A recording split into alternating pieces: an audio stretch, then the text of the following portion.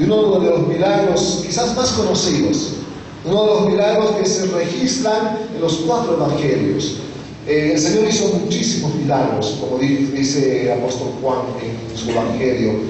¿Cuántas cosas más hizo el Señor que se tenían que escribir de todo lo que Él hizo? Dicen que no alcanzarían los libros del mundo. Sin embargo, en la palabra de Dios, hermanos, especialmente en el Nuevo Testamento, en los 4 evangelios por lo menos tenemos registrados 35 milagros que hizo el Señor Jesús. Dentro de esos 35 están incluidos su nacimiento virginal y también su resurrección.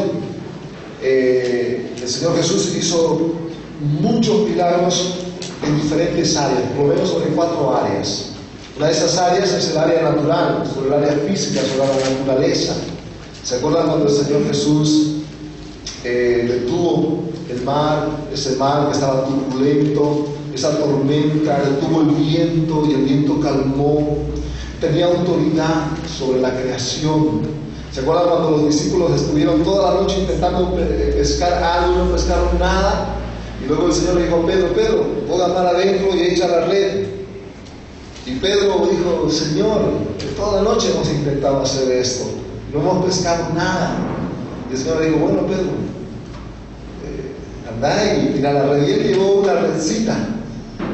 Dijo: bueno, no creo que pesquemos nada. Y cuando sacó la red, dice que la red se rompía, llena de peces.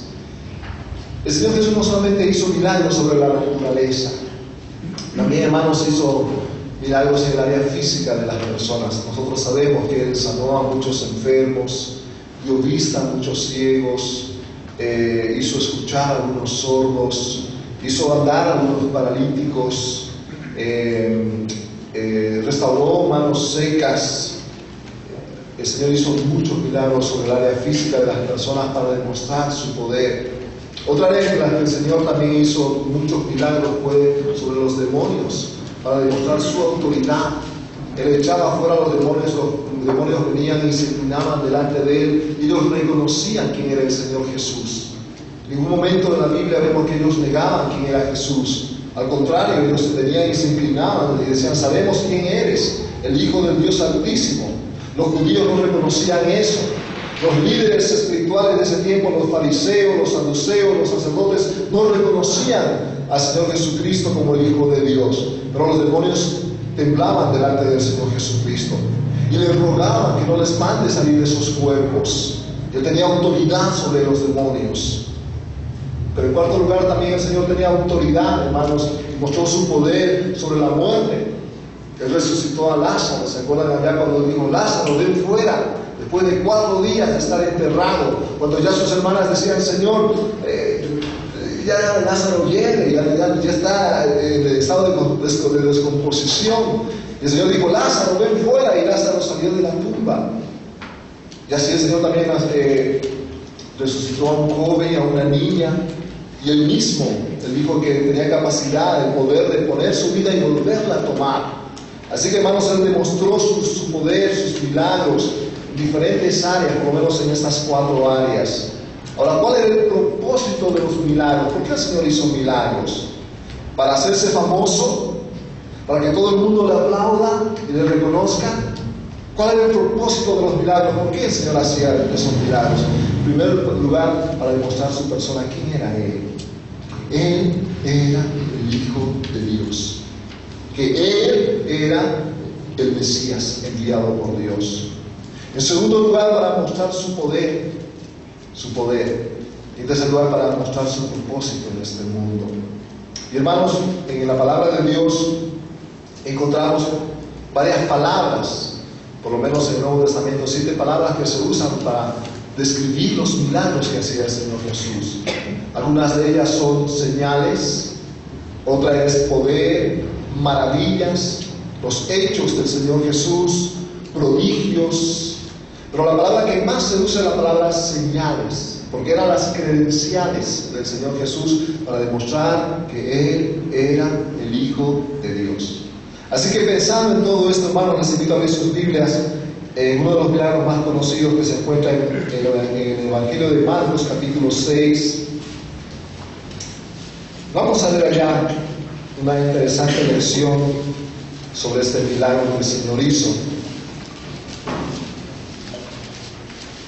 Marcos capítulo 6, comenzando desde el versículo 7 vamos a leer, luego vamos a pasar al versículo 30 en adelante.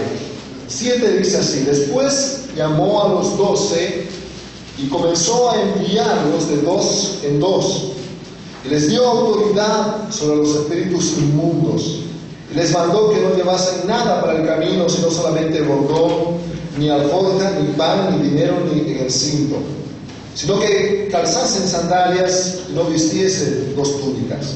Y les dijo: donde quiera que entréis en una casa, posad en ella hasta que salgan de aquel lugar, y si en algún lugar no los reciben ni les oyen, salgan de allí y sacudan el polvo que está debajo de vuestros pies para dar testimonio a ellos. De cierto les digo que en el día del juicio será más tolerable el castigo para los de Sodoma y de Gomorra que para aquella ciudad. Y saliendo, dice, predicaban que los hombres se arrepintiesen.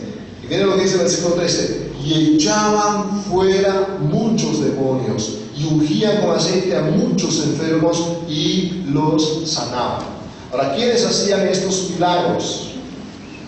¿Quiénes eran estos que hacían estos milagros? Eran los 12 discípulos, dos nombres fueron llamados los 12 apóstoles. Y si vemos el libro de los Hechos, hermanos, estos apóstoles, estos hombres, hacían muchos milagros. También resucitaban muertos, como el apóstol Pablo, como Pedro, que resucitó a Dorcas, ¿se acuerdan? Sanaban a los enfermos. Pedro pasaba y la sombra de Pedro caía sobre los enfermos, y todos los enfermos que eran sanados. Era para demostrar también quiénes eran ellos, eran sus credenciales como apóstoles. Ahora pasemos al versículo 30, y allá continúa la historia. Es como que hay un paréntesis acerca de Juan el Bautista y su muerte, del versículo 14 al 29, y continúa la historia en el versículo 30. Dice acá: entonces los apóstoles, después de haber hecho tantos milagros, después de haber echado fuera demonios, haber sanado a los enfermos, dice, entonces los apóstoles, los 12, se juntaron con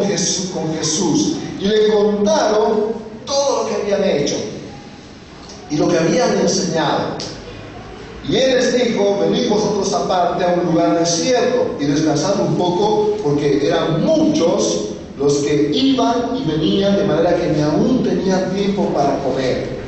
Y se fueron solos en una barca a un lugar desierto.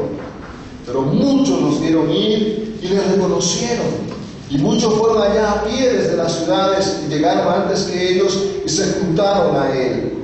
Y salió Jesús y vio una gran multitud y tuvo compasión de ellos, porque eran como ovejas que no tenían pastor, y comenzó a enseñarles muchas cosas.